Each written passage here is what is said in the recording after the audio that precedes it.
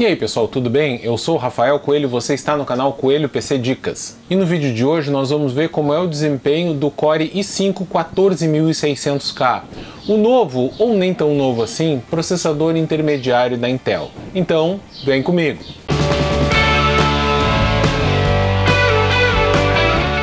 Há alguns dias atrás eu trouxe o review do Core i9 14900K, que é o processador topo de linha da 14ª geração da Intel. Em resumo, ele é praticamente idêntico ao modelo da geração anterior, apenas com os clocks um pouquinho mais altos e um desempenho ligeiramente superior. Então hoje a gente vai conferir o modelo intermediário da 14ª geração, o Core i5 14600K. Assim como no modelo topo de linha, ele também é praticamente idêntico ao modelo da geração anterior, só que com clocks ligeiramente mais altos. Foram 3 processadores lançados inicialmente para computadores de mesa, todos com o modelo K, e também as versões KF, que são praticamente os mesmos processadores, só que não vêm com vídeo integrado. Desses 3 modelos, apenas o Core i7 14700K tem uma configuração diferente da geração anterior, trazendo 8 núcleos Performance e 12 núcleos Efficient, enquanto o 13700K tinha 8 núcleos P e 8 núcleos E. As principais novidades da 14ª geração estão no nível de software. Tem o Intel Application Optimization, que trabalha em conjunto com o Thread Director do Windows para melhorar o desempenho em alguns jogos, e uma novidade no aplicativo Intel Extreme Tuning Utility, que é um recurso de overclock automático usando inteligência artificial.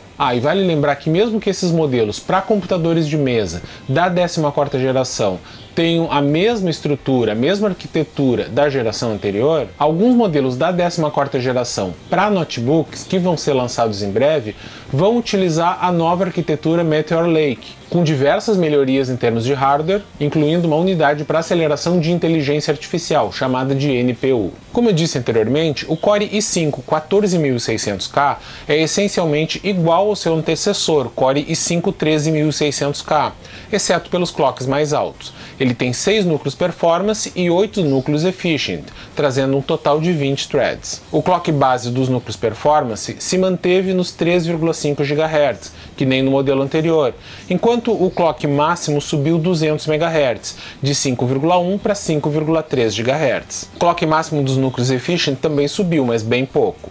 Todas as outras características são idênticas, como o consumo máximo, que se manteve em 181 watts. O cache L3 continua sendo de 24 MB e o suporte à memória ainda é de 3.200 MHz em placas-mãe que usam DDR4 e 5.600 MHz quando utilizando memórias DDR5. Aliás, uma característica interessante dos modelos Intel de 14ª geração é que eles utilizam as mesmas placas-mãe utilizadas nos modelos da 12ª e 13ª geração, com soquete LGA 1700. Então, vamos dar uma olhada no processador. Essa é a embalagem na qual eu recebi esses processadores, nessa caixa promocional com o Core i9 14900K e o Core i5 14600K. E esse aqui é o Core i5 14600K.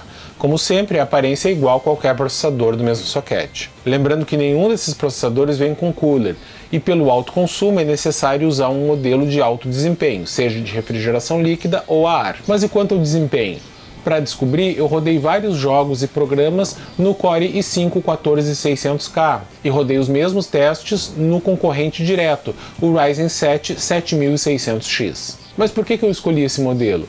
O concorrente de um Core i5 não deveria ser um Ryzen 5? Em termos de nomenclatura até pode ser, mas se a gente comparar os preços nos Estados Unidos, é o Ryzen 7 7700X que tem o preço mais próximo do Core i5 14600K. Os preços no Brasil também são muito próximos. Eu também incluí nos gráficos os testes que eu fiz com os processadores topo de linha, o Core i9 14900K e o Ryzen 9 7950X 3D. Com isso a gente vai poder conferir em quais situações vale a pena investir num processador mais caro. A configuração que eu utilizei nos testes foi essa. Todo o hardware e software utilizado foi o mesmo, exceto a placa-mãe que precisa acompanhar o processador. Eu usei as mesmas memórias, mas configurei elas na velocidade máxima recomendada por cada fabricante. E os coolers, apesar de serem de modelos diferentes, são similares. Ambas as bancadas usaram um water cooler com radiador de 360 mm. Eu usei uma placa de vídeo Radeon RX 7900 XT, que é uma das mais rápidas do mercado, para reduzir ao máximo o gargalo de placa de vídeo durante os testes. Eu rodei todos os testes na configuração padrão, ou seja, sem nenhum ajuste manual de overclock. A única configuração manual que eu fiz foi colocar as memórias a trabalhar no clock correto. Então vamos aos testes em programas. Na pontuação CPU Score do teste Time Spy do 3D Mark, o Core i5 14600K foi 38% mais rápido que o Ryzen 7 7700X. Já no teste Firestrike do 3D Mark, os dois processadores ficaram praticamente empatados. E no teste CPU Profile também do 3D Mark, com todas as threads, o Core i5 foi 17% mais rápido que o concorrente. No teste com um único núcleo do CPU-Z, o 14600K foi 14% mais rápido que o 7700X. E no teste do CPU-Z com todas as threads, o modelo da Intel foi 22% mais rápido.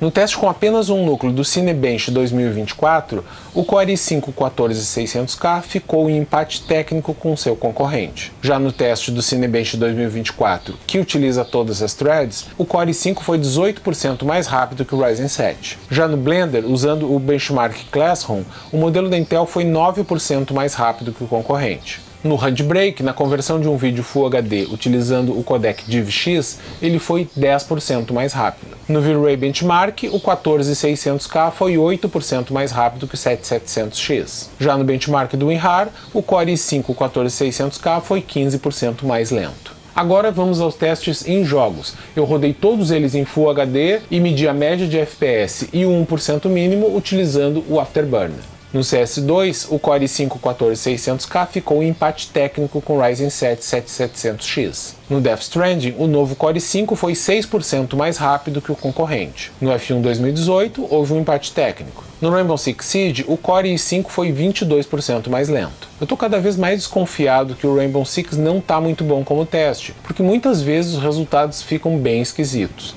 De qualquer forma, os resultados foram esses e não tem por que esconder. No Red Dead Redemption 2, o 14600K foi 9% mais lento que o concorrente. Parece que esse jogo está muito bem otimizado para os processadores Ryzen. No Resident Evil 4, houve um empate técnico entre os dois processadores intermediários. Já no Shadow of the Tomb Raider, o Core i5 14600K foi 6% mais rápido que o Ryzen 7. E finalmente, no Warzone 2.0, o novo modelo da Intel foi 15% mais rápido que o concorrente. Eu calculei a média do desempenho médio em 7 jogos, para cada um dos processadores.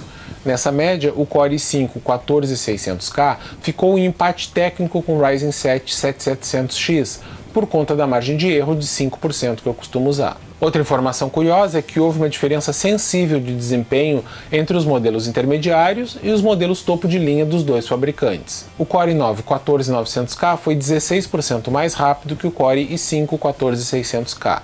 Não é uma diferença enorme, mas não é desprezível. Dividindo a média do desempenho pelo preço de cada processador nos Estados Unidos, a gente tem o desempenho médio por dólar, que é uma boa medida da relação custo-benefício de cada modelo. Nessa comparação, o Core i5 14600K teve uma relação tão boa quanto a do seu concorrente. Fica claro que, apesar dos processadores mais caros serem um pouco mais rápidos, os modelos intermediários têm uma relação custo-benefício bem melhor. Para a gente ter uma ideia do clock e das temperaturas desses processadores, eu rodei um teste intenso de longa duração com o Cinebench 2024, no teste que usa todos os núcleos. O Core i5 14600K nesse teste manteve um clock estável de 5,3 GHz em todos os núcleos P, e o consumo máximo foi de cerca de 177 watts. A temperatura máxima atingida ficou bem alta, de 97 graus Celsius. Mas isso já era esperado, porque a maior parte dos processadores topo de linha atuais trabalham com a temperatura no limite máximo para poder tirar o máximo de desempenho. Então, o que eu achei do Core i5 14600K? A primeira conclusão é que, para quem esperava um processador com novidades, ele é decepcionante. Isso porque ele é praticamente idêntico em especificações ao modelo da geração anterior. Por outro lado, isso é muito bom, já que o 13600K é um excelente processador. E mesmo custando muito menos que os modelos topo de linha, é muito rápido tanto em jogos quanto em aplicações profissionais. Já comparado com seu concorrente direto, o Core i5 14600K é bem mais rápido que o Ryzen 7 7700X na maior parte das aplicações profissionais. Isso de certa forma era esperado, porque ele tem mais threads. Já nos jogos, pelo menos naqueles que eu testei, dá para dizer que eles são equivalentes. Em alguns títulos o 14600K é mais rápido, em outros o modelo da AMD tem maior desempenho.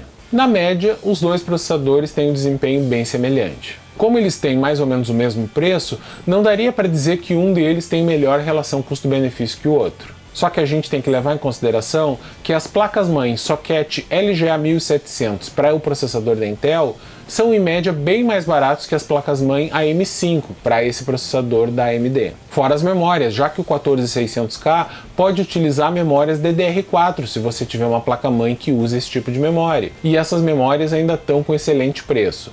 Já o Ryzen 7 7700X precisa obrigatoriamente utilizar memórias DDR5, que estão bem mais caras. Outra coisa que a gente tira dos testes é que um processador topo de linha como o Core i9 14900K é bem mais rápido em aplicações profissionais que utilizem todas as threads. Mas nos jogos a diferença não é assim tão grande. E isso considerando que eu rodei os testes em Full HD numa placa de vídeo topo de linha, ou seja, a placa de vídeo estava sobrando muito nesses testes. Isso só faz sentido mesmo para testar processador.